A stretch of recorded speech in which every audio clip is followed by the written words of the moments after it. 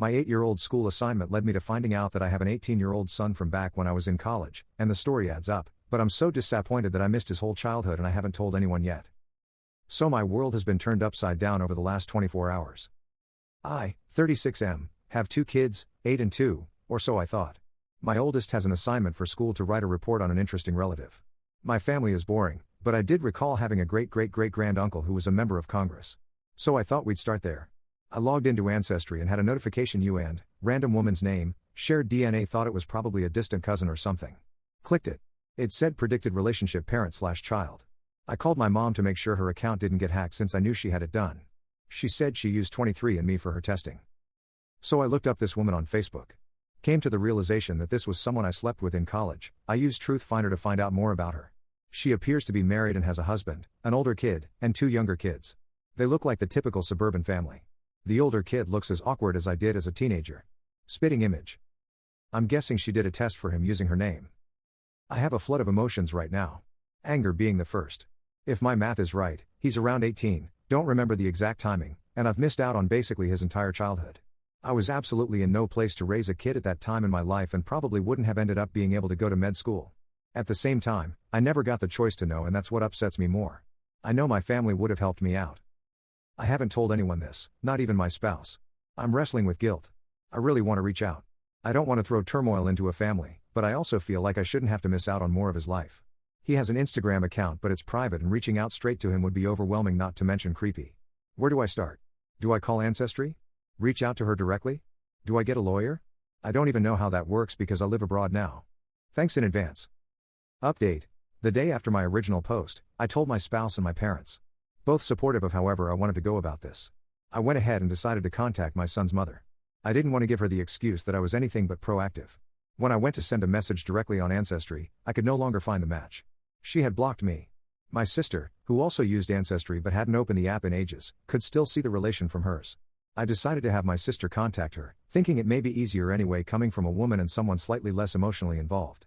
Sister was blocked immediately, with no response. We both tried reaching out on Facebook. Blocked and blocked. My mom tried reaching out. Blocked.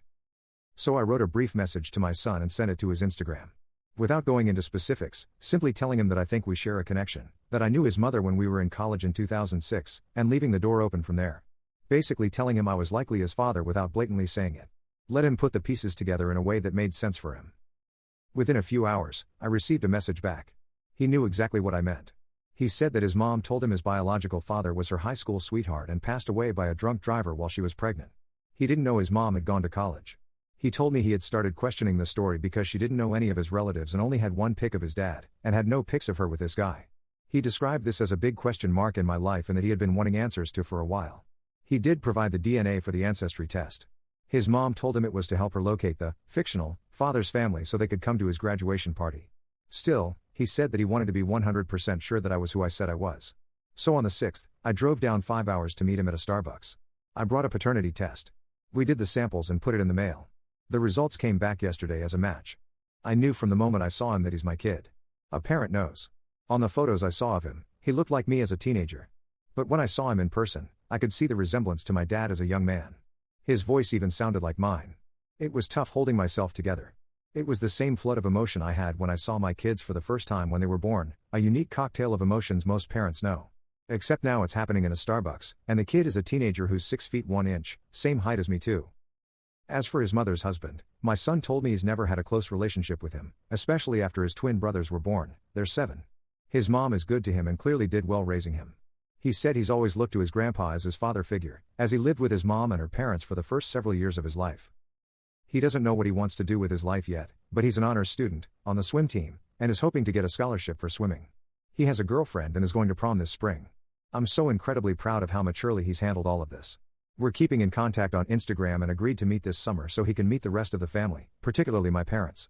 He's especially excited to meet my 2-year-old daughter. He says he always wanted a little sister. I also encouraged him to go easy on his mom when the time comes to tell her because we were both so young when all this happened, and I'm sure she did the best she could do at the time, as misguided as it may have been. Sometimes adults tell lies to make things easier for kids to accept, and we can suddenly find ourselves caught up in those lies. It doesn't mean she wanted to lie to him. So all in all, a mixed ending. Would I have liked for his mom to have complied? Yes. It would have made things a hell of a lot easier. But I won't hold a grudge against his mom because my number one priority is my son's well-being and he doesn't need chaos. I hope when she's finally told that she can come to terms with it, because they both deserve peace and he shouldn't have an unspoken rift between his parents. I think she will. She doesn't have much of a choice at this point. I hope now she understands that now that he's grown, I'm not trying to take him away from her. In some ways it's a blessing I didn't find out until now. Because had I found out sooner, lawyers and judges would have been involved and I don't think that would have been good for him.